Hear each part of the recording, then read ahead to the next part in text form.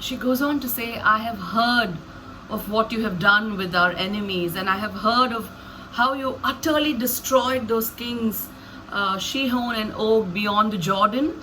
And finally, she is frustrated. She says, look, I'm disappointed. I have no more courage left to face you, and that is because of you.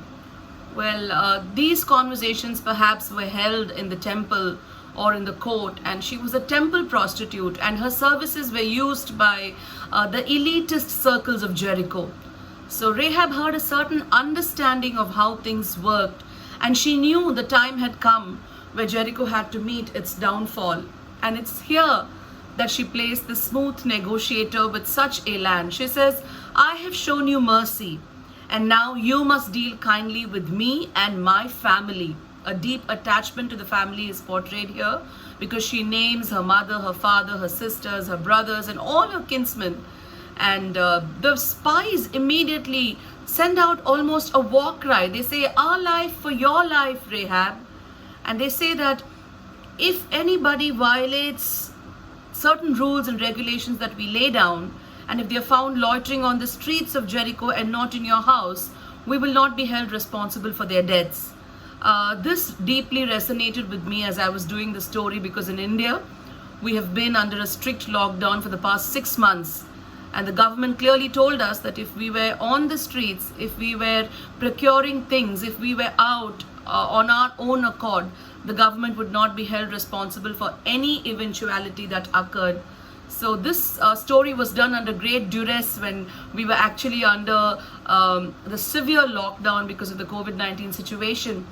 And it goes on, and Rahab finally gives the men a piece of advice. I would even say a motherly tone is adopted here. She says, go and hide there, beyond the fords for 3 days, and then you can go back and go your way.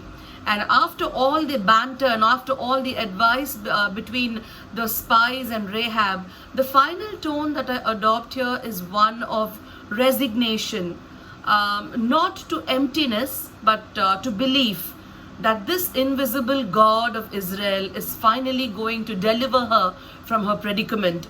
And why do I say this? Because the action of lowering the men down with the scarlet cord, such an open exhibition of faith in such days where the people of Israel were unheard of, and she chose to make that decision. Finally, she says, according to your God, let it be.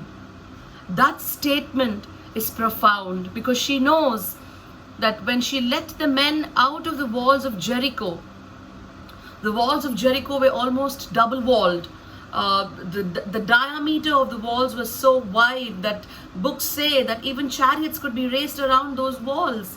And she knew that she was living on the inner wall, and somehow her exhibition of faith by hanging that scarlet thread down her window would deliver her from the downfall of Jericho. And because of this extreme faith, Rahab finds mention in the book of Hebrews, in the faith chapter, and Matthew lists her in the genealogy. And such a regal person, such a person who was drawn out from another faith into believing and embracing the one true God of Israel, is a rarity and is almost like a rare diamond in the books of the Bible. And I would love to give honor to Rahab by portraying this piece. And given a chance, I would probably do it with using much more body than what I already did, because all of these recordings are happening on Zoom. And did we have place, or did we have the opportune time in which one could use whole body performance, this would have probably reflected a whole lot better. So that was my take on the performance of Rahab from the book of Joshua. Thank you.